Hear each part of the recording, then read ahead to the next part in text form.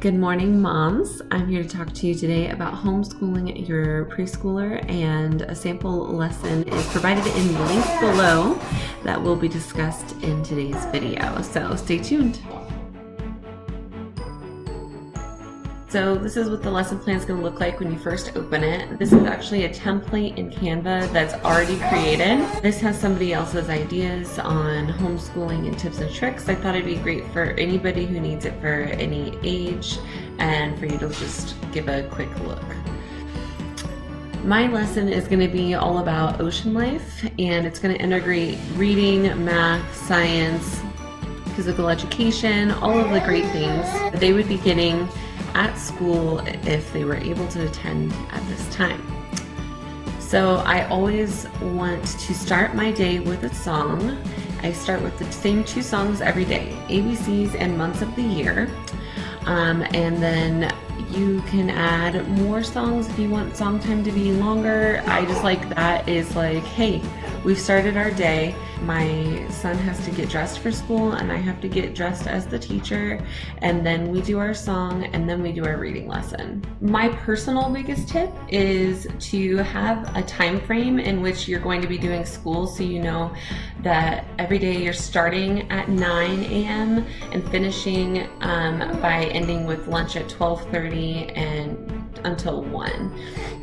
Or maybe your kids are a little bit older and need more time than from 9 to 1. My son is preschool aged, so we integrate a lot of free time physical education in between the hours of 9 and 1. And when that free time happens, that's actually my time where I get dishes done, fold laundry, all that good stuff. And then when that timer goes off, we're back into school mode and we're doing the next activity. So let's go into our different activities and our lesson plan. My son knows that this week is all about the ocean. We've been watching Disney's Dolphin Reef and talking about it, and I integrated all my activities based on that. However, you don't have to watch that to do any of the activities.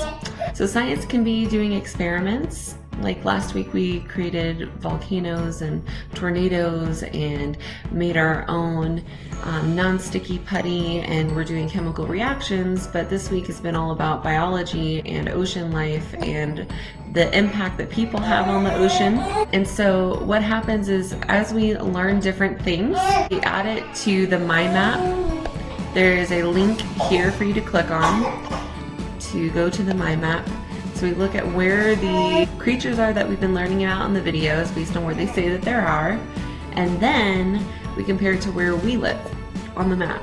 However, I did not put where we live on the map for obvious reasons. You will be able to do that with your child by clicking these three little buttons and then clicking copy map, and then you'll be able to edit this map and add pins to the map.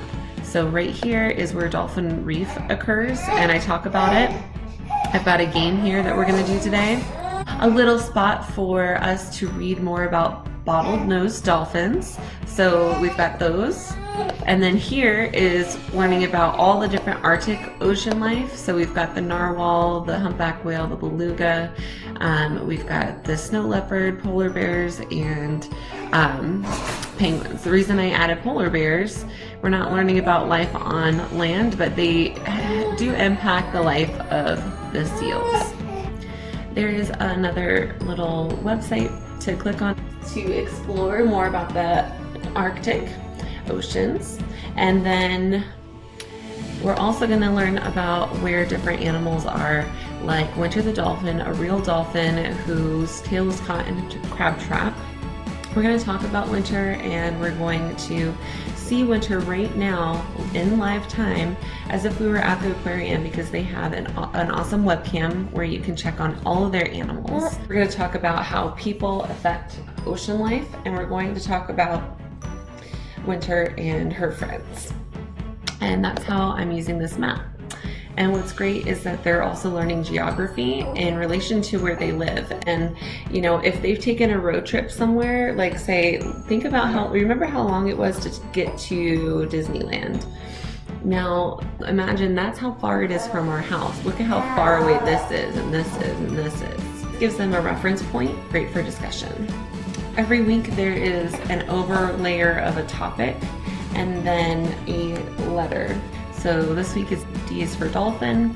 We're going to play games where we come up with what other words start with D. We do reading lessons. I gave you the title of the book that I like to use, and we do 2 to 3 pages a day. You can also look for free worksheets or just use this time as time to read a book and talk about the book. Our math time is taking different objects and creating math problems. So I'll have like 5 googly eyes on one side plus 2 more equals, and then we count them all up and we do 7. We also play store with like little pieces of paper, and I ask how much certain things are, and then I give either too much or too little, and my son does math to either ask me for more money or take money back, and that's how we work on our subtraction and our addition. I also write out the numbers for him and show him what real math problems look like so that he gets used to seeing them. So we've already talked about geography, discussing impact of humans, maybe talking about, how we could recycle, what things can we do to help our oceans. Every day I give time for art, physical education, free time, and then little short videos and books that all have to do with the lesson. So for instance, my art project that I really liked was create a story about the ocean. So your child can either draw if they like to draw. My son likes to glue and be creating more of a 3D type of thing. So on this piece of paper, he added stickers that have whales, sharks, octopus, and then little fuzzies to represent the ocean and the coral reef. And then he put some glue on there and then put glitter on top of it to make it prettier, and then added googly eyes. And then he told me a story about the picture, and as he was telling me the story right in this section, I was writing down what he said so he could see how to use this type of writing paper, because I had never shown him that before. So he didn't know that, from top to bottom here is where the capital letters go, and then from here to the dashes is where the little letters go. This is to color in the letters to practice writing. We see D is for dolphin. And then these are my matching games. So the matching game asks the questions: do these animals come up to breathe air or stay under the water? On Canva, the place that I created this, my son's able to click this and drag it using my touchscreen computer. If you do not have a way to create your own version of this and you're using mine, you can print it and then cut these animals out, or have them take a writing utensil of some sort of your choosing and drawing lines from the animals to where they breathe. Next is, do these animals eat fish, plants, or plankton? Really, a humpback whale eats krill. It's another matching, but this time we're discussing what these animals eat. The next really important thing to really hone in on is the physical education and free time. So as you can see, I don't say where and when you have free time or physical education. I don't know the patience of your children. Maybe it is after every single subject, after you watch a video, after you complete one activity, that's when you need free time. And that's 10 minutes where your kid gets to do whatever they want and play with whatever they want, inside or outside of the house. And then physical education is really important because it's all about teaching them rules for a game that is physical. You could take the time to teach them, about the body and physical health and nutrition and doing things to stay healthy and exercising properly. I've been using it as time to play a sporting activity where there are rules and there are skills for when they are back in school playing on teams with other kids, and it also gets their energy out. Well, I hope you really enjoyed this lesson sample and these activities, and I hope it gives you some cool ideas. If you want to know more about how to create your own mind maps and using mind maps, check out my video on how to teach poetry using mind maps, because it's really a tutorial on how to create a mind map with a lesson.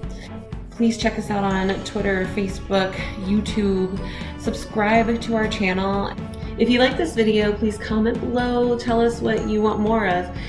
Contact us anytime. We want to hear from you. Visit our Teachers Pay Teachers store if you want some lessons about high school English. Alright guys, you have a great day.